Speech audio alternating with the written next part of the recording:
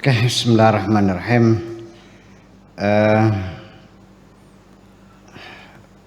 Judulnya Konferensi Internasional Islam di Bulan Damai. Saya kira itu musim haji ya. Iya. Pengertian haji menurut bahasa. Orang Islam yang sudah menunaikan ibadah haji biasa disebut dengan panggilan Pak Haji. Pak Haji, Kang Haji, ya, Haji, yang karena sudah pernah naik haji. Sudah naik haji artinya sudah pernah melakukan ibadah haji. Boleh jadi ada pengertian di kalangan orang awam bahwa dalam ritual haji ada upacara panjat memanjat. Naik sih, naik haji. Kata haji, hajja dalam bahasa Arab mempunyai banyak arti. Satu, maknanya datang dan menghampiri. Seperti hajja hasanun ilayya. Hajja hasanun ilayya artinya Hasan datang menghampiri saya. Kemudian juga yang kedua, haji maknanya menuju. Seperti hajja Zaidun as-suqa yang artinya Zaid menuju pasar. Yang ketiga artinya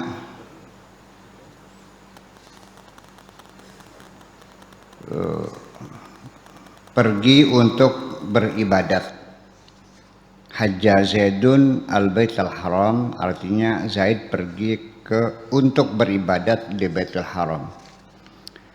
Yang keempat, mengukur kedalaman, itu juga hajja. Dalam bahasa Arab dikatakan hajjat tabibu al-jurha. Artinya dokter mengukur kedalaman luka, diukur kedalaman lukanya. Yang kelima, memukul tulang alis. Ya, memukul tulang alis ini artinya ya hajja fulanan, dia mukul tulang alisnya. Jadi ini ungkapan sangat lokal sekali. Kalau gini namanya nampek, kalau begini namanya ngepret. Kalau di kepala begini namanya denggem. Kalau begini namanya kalau begini jitak. Nah itu jadi haja itu jitak, jitak siapanya tulang di alis. Kemudian haja setelah mendapat sisipan alif artinya diberi tambahan alif. Seperti lamasa menjadi lamasa, doroba, haja. Sisipan alif menjadi haja, artinya berdebat. Seperti firman Tuhan, qala atuhajjunana fillahi wa huwa rabbuna wa rabbukum. Artinya apakah kamu mau membantah atau membantah kami, berdebat dengan kami dalam urusan Allah, padahal dia adalah Tuhan kami dan Tuhan kamu. Al-Baqarah 139. Apabila mendapat tambahan ta di awal dan alif setelah fafiil, tahaj menjadi tahajja. Itu artinya maknanya itu saling berbantah, bantah membantah atau juga bertengkar. Haji menurut pengertian fikih berarti wukuf atau berhenti di Arafah pada malam ke-10 bulan Dzulhijjah lalu bertawaf berkeliling di sekitar Ka'bah dan bersa'i lari kecil di antara Safa dan Marwah. Itu definisi menurut para ulama. Ada beberapa istilah yang perlu dicatat di sini. Mungkin banyak mendengar istilah-istilah yang bersangkutan dengan haji. Pertama itu al-hajjul asghar. Hajjul asghar itu artinya haji kecil, yaitu datang ke tanah suci melakukan ibadah haji tetapi tidak dengan wukuf di Arafah, nggak ada wukuf di Arafahnya. Untuk itu disebut dengan ibadah umrah. Jadi istilahnya hajjul asghar. Kemudian hajjul akbar. Nah, artinya haji ibadah besar, yaitu datang ke tanah suci melakukan ibadah haji pada musimnya dan melakukan wukuf di Arafah. Tetapi ada lagi istilah hajjul akbar, itu artinya beda lagi. Jadi hajjul asghar itu umrah, hajjul akbar itu haji yang benerannya. Tapi ada lagi istilah apabila Idul Adhanya itu jatuh pada hari Jumat, maka disebut haji akbar. Ya, jadi haji akbar ada dua kemungkinan. Bisa arti haji akbar itu haji yang beneran bukan umrah. Ada haji akbar itu haji yang Idul Adhanya jatuh pada hari Jumat. Nah, biasanya itu menjadi diburu ya, ditunggu oleh banyak umat Islam di negara-negara Arab ingin mendapatkan haji akbar. Biasanya kalau Idul Adhanya jatuh hari Jumat, itu hampir semua negara-negara itu pada naik haji semua, sehingga akhirnya menjadi musibah, malapetaka bagi kerajaan Saudi karena kapasitasnya tidak memungkinkan. Ya, menyangkut akomodasi, tempat tinggal, air, keamanan, pengobatan, kesehatan, kalau jumlahnya segitu. Nah, maka sehingga kita ada kecurigaan dari beberapa orang, ini kadang-kadang digeser supaya tidak hari Jumat. Nah, itu gimana ya? Saya nggak tahu lah, saya tidak usah berkomentar, tapi ada orang yang menduga geser. Sebab pernah terjadi perbedaan musim haji atau Idul Adha antara di Saudi dengan di Tunisia, itu bedanya 2 hari. Bedanya 2 hari. Jadi kita kalau nggak salah di Saudinya hari Kamis, di Tunisia hari Sabtu. Itu terjadi ya. Mudah-mudahan saja tidak seperti itulah. Mudah-mudahan tidak demikian. Mudah-mudahan. Kemudian yang ketiga ada lagi istilah haji mabrur. Ya, menurut Hasan Al-Basri,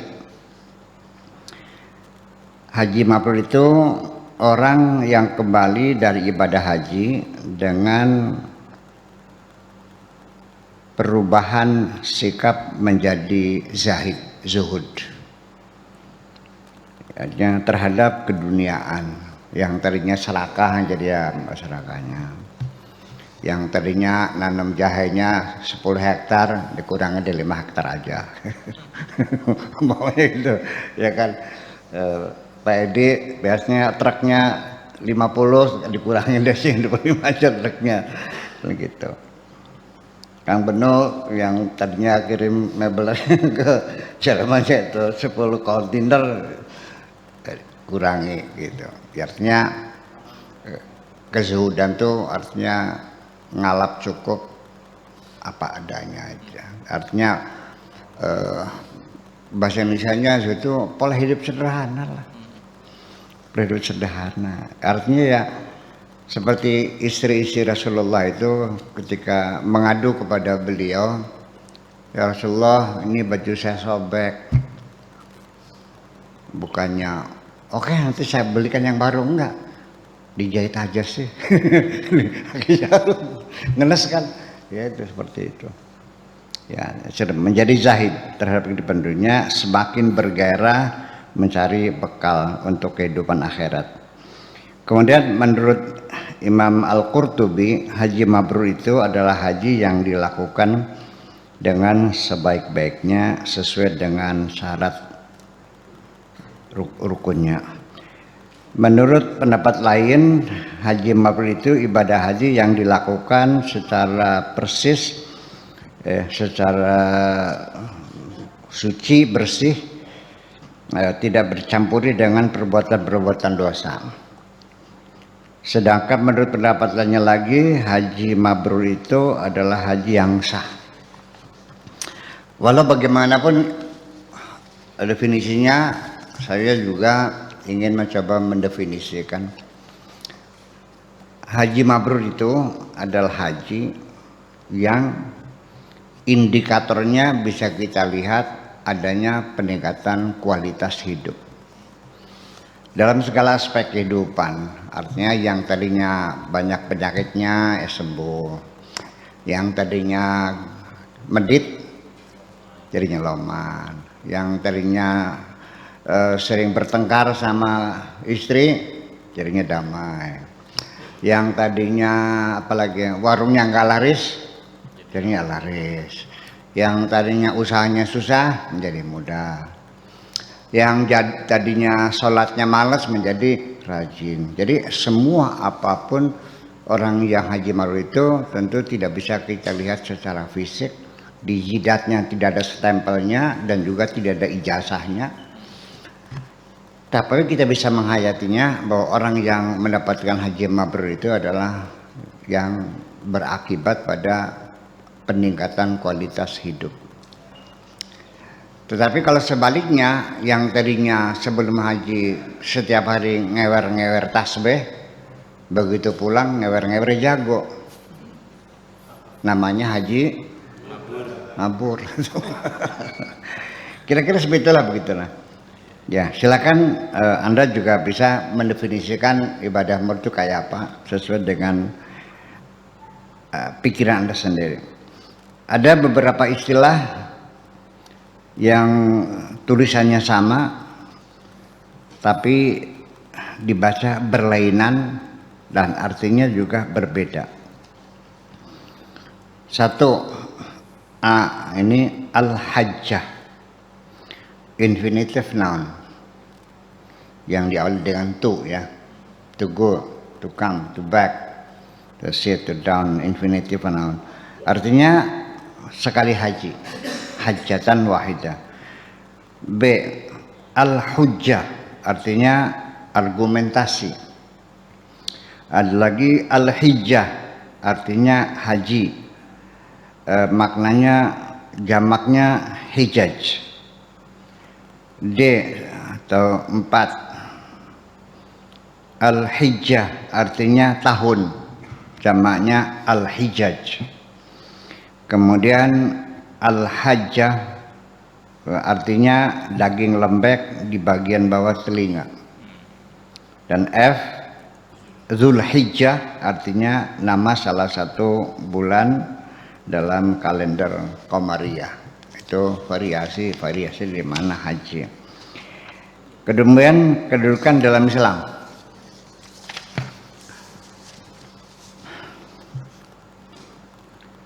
Oh ya, itu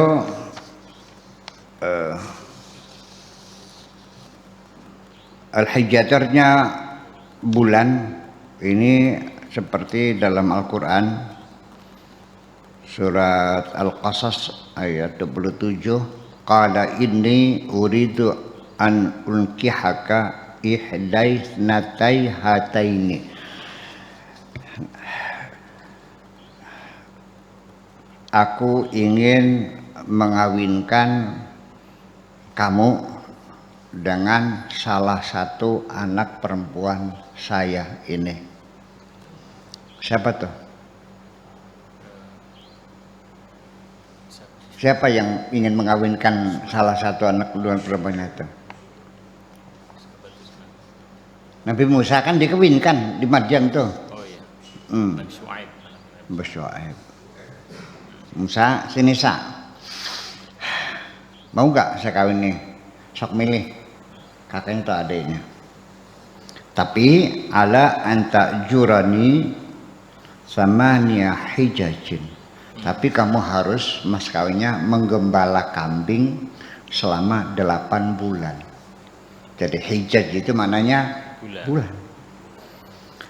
Fa'in atmamta ashran famin intik. Kalau kamu ngasih mas kawinnya menggembala kambing, kan dia kan orang pelarian. Karena mukul orang Mesir mati kan dikejar-kejar. Ya, jadi tetapi kalau 10 bulan oke lah, itu berarti kebaikan kamu. Itu maknanya lagi membuktikan bahwa sumber dari mana kita bahwa hijaj itu maknanya bulan, itu dari Al-Quran sendiri dipakai seperti itu. Kemudian haji diyakini mayoritas muslim sebagai salah satu rukun Islam yang kelima. Firman Tuhannya yaitu walillahi 'alan nasi hajjul bait man istata'a ilaihi sabila.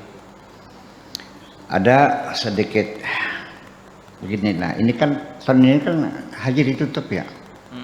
Betul. Ya sengaja saya bikin cerita malam ini tentang haji karena seharusnya kan orang udah pada berangkat ini. Iya. Jadi sekalipun nggak jadi berangkat, tapi ilmunya kita bagi aja deh. Barangkali. Jadi artinya begini, kita nggak usah kaget ada libur haji itu, memang sering ya. Dulu pada waktu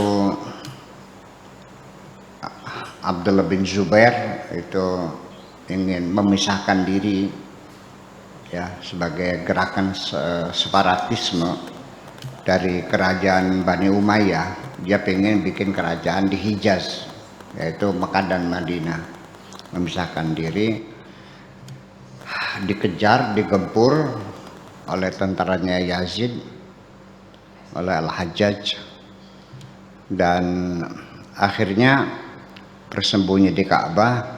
Ka'bahnya digempur, diratakan dengan tanah sampai haji libur. Dan itu Hajar Aswad itu juga pernah dicuri. Sampai 27 tahun orang naik haji tanpa Hajar Aswad. Nggak pernah dengar ceritanya enggak ya? Iya, memang itu tidak diceritakan. Ya kenapa? Berarti disembunyikan kan? Atau kamunya nggak baca? Jadi jangan kaget ada musim haji libur tuh. Dulu perang dunia kedua juga diliburkan kok.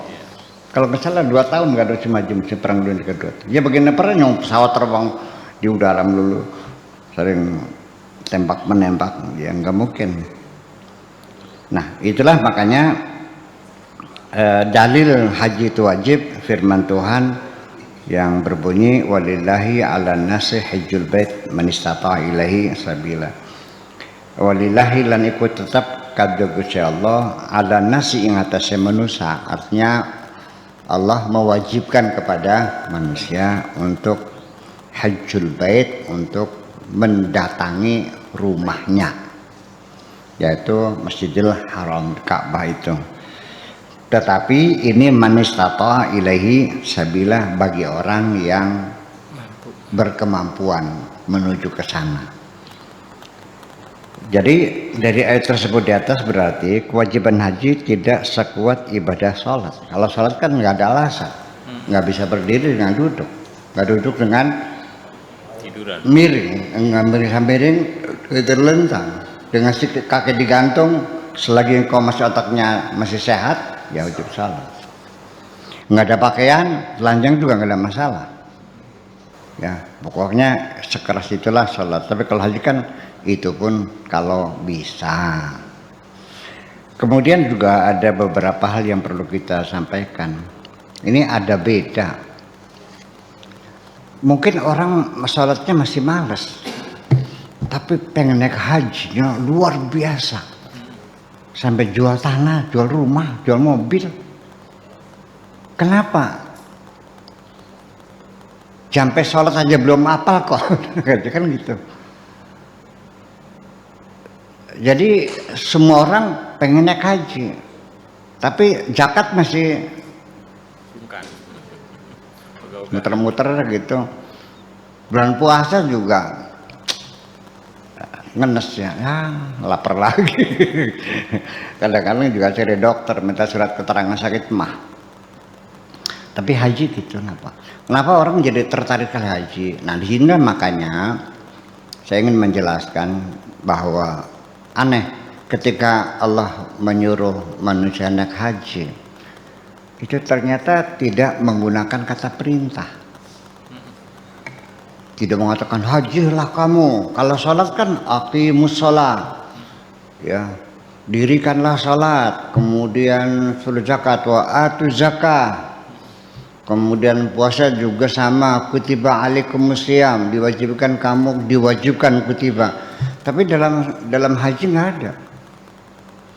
ada. Walillahi lan iku tetap kadue Allah ala nasi ing atase manusia di mana? Kemudian juga manis tata ilahi sabila, itu pun kalau bisa, kalau enggak ya enggak apa-apa. Kemudian ada lagi apa itu wa adzin finasi bil haji ya'tuka rijala wa ala kulli dhamirin ya'tuna min kulli fajjin amiq liyashhadu manafi'a lahum. Itu juga wa adzin finnas, perkenankanlah kepada manusia dengan haji, bukan suruhlah. Wa'adzin finnas, perkenankanlah, bukan suruhlah. Kenapa? Nah itulah makanya karena justru tidak dimunculkan dengan kata perintah, malah menyebabkan orang jadi merindukan. Apa saja kalau terbuka vulgar tidak menarik, tapi kelihatan sedikit menarik. Dulu saya lihat orang perempuan pakai cincang yang di wiron itu, baru kelihatan betisnya udah, ya. Tapi makin cingkrang roknya, makin nyebelin kok. Iya, jadi semakin tertutup semakin ini. Makanya dengan cara yang santun itu lebih menarik. Mungkin saya sudah pernah ceritakan, tapi saya ceritakan lagi. Pada suatu hari ada orang ngasih tahu bahwa kasepuhan Kiai Mas Duki Babakan Ciwaringin sedang ada di rumah temennya namanya Kiai Haji Amsor di Tulungagung tuh. Jadi akhirnya ya biasanya beliau itu selalu mampir kemana-mana tuh, numpang sholat ya, sekedar numpang sholat yang sholat zuhur, sholat asar. Jadi akhirnya saya suruh anak santri tolong sampaikan di sana ada Bapak Kiai Mas Duki Ciwaringin, tolong sampaikan saya sangat bahagia sekali kalau kiranya berkenan ketika pulang ya dapat mampir. Oke? Anaknya saya suruh, saya tunggu, yang disuruh juga nggak datang, beliau juga nggak mampir. Saya tanya, kamu kenapa disuruh nggak laporan? Ya sudah sampaikan. Maksudnya disuruh tuh datang lagi, Bu ya, sudah saya sampaikan. Kan gitu. Pesannya begini, kamu gimana nggak datang lagi? Laporan kalau disuruh tuh. Kamu ngomongnya apa? Suruh ke sini. Beda enggak? Pakai Mas Doke, kata Buya suruh mampir. Akhirnya nggak mampir. Padahal saya ngomongin begitu. Saya sangat bahagia sekali apabila nanti Pak Kiai waktu pulang kiranya dapat berkenan mampir ke rumah saya. Enak kan? Jadi dengan bahasa yang lembut. Itulah makanya haji membuat orang jadi penasaran sambil jual-jualan, paham nggak? Seperti begitulah kiranya. Jadi ya semakin kita menyembunyikan bentuk tasbih, menyembunyikan bentuk isti'arah, maka kalimat itu menjadi lebih indah. Kalau kita menyanjung perempuan, wajahmu bagian rembulan, gak tertarik kok. Berarti saya bopeng dong. Iya. Wajahmu lebih cemerlang dari bulan, nggak gombal loh. Iya kan? Saya bingung. Sebetulnya yang bulan tuh mana sih? Yang itu apa yang ini? Nah, itu dalam hal menyampaikan bentuk-bentuk tasbih isti'arah itu semakin tersembunyi. Makanya kenapa isti'arah itu posisinya lebih tinggi dari tasbih? Karena isti'arah itu salah satu taraf tasbih itu dibuang, musyabahnya atau musyababihnya, lalu didatangkan sifat kelazimannya. Seseorang yang saya umpamakan keberanian seperti macan, itu jelas. Tapi saya melihat Bung Karno sedang meraung-raung di atas mimbar. Itu saya tidak menyebutkan seperti macan, tidak. Tapi kata sifat kelaziman daripada macan meraung-raung, saya lekatkan kepada Soekarno. Itu lebih apa namanya? Lebih membangun imajinasi kita semuanya. Ya kan? Seperti itulah kira-kira kurang lebihnya dalam Al-Haji. Kenapa orang haji seringkali memaksakan diri, kadang-kadang menjual tanah yang hanya itu-itunya, sampai pulang akhirnya nggak punya tanah, sunyak gitu. Lalu gimana? Nah, silahkan. Banyak orang mengatakan tidak boleh, saya emang ada urusan, uang-uangnya dia kok. Lah kalau orang rindu terdorong oleh kerinduan, siapa bisa mencegah? Anda pernah rindu nggak? Pak Edi pernah rindu nggak? Jam 2 malam, hujan besar, berangkat nggak? Itu urusan nanti orang. Oke, dari ayat tersebut di atas berarti kewajiban haji tidak sekuat ibadah sholat karena diberi kelonggaran bagi yang mampu. Batasan kemampuan disepakati semua orang, yaitu cukup ongkos pulang pergi dan biaya selama di tanah suci, cukup biaya untuk yang tinggal di rumah, dan kemudian ditambah lagi keadaan yang aman selama dalam perjalanan dan juga kesehatan. Kalau orang sakit nggak wajib. Kalau dalam keadaan perang COVID begini nggak wajib. Dalam keadaan perang dunia ya nggak wajib. Iya kan? Kemudian nggak ada kendaraannya juga. Itu jadi artinya bukan hanya kesehatan, tapi juga ada biayanya untuk hidup di sananya cukup, yang ditinggal juga sama saja harus ada biayanya. Kemudian juga bulan suci. Bulan puasa bulan suci bukan? Bulan puasa bulan suci bukan? Bulan suci Ramadan. Ya. Coba kita lihat. Dalam tradisi Arab dikenal dengan bulan suci. Seperti tercantum dalam Quran surat At-Taubah ayat 35, "Inna iddatash syuhuri 'indallahi 12 syahra fi kitabillahi yauma khalaqas samawati wal arda minha arba'atun hurumun." Sesungguhnya maknanya jumlah bulan menurut Allah ada 12 tersebut dalam kitab Allah. Pada hari Dia menjadikan langit dan bumi, diantaranya ada 4 sebagai bulan suci yang perlu dihormati. Yang dimaksud bulan suci itu Rajab, Zulqa'dah, Zulhijjah, dan Muharram. Tradisi menghormati bulan-bulan suci ini intinya tidak boleh melakukan peperangan. Tradisi ini sebagai peninggalan ajaran Nabi Ibrahim. Konflik antara negara-negara Islam yang sedang terjadi sekarang ini sebenarnya apabila berpedoman kepada Al-Quran tentu tidak merepotkan PBB.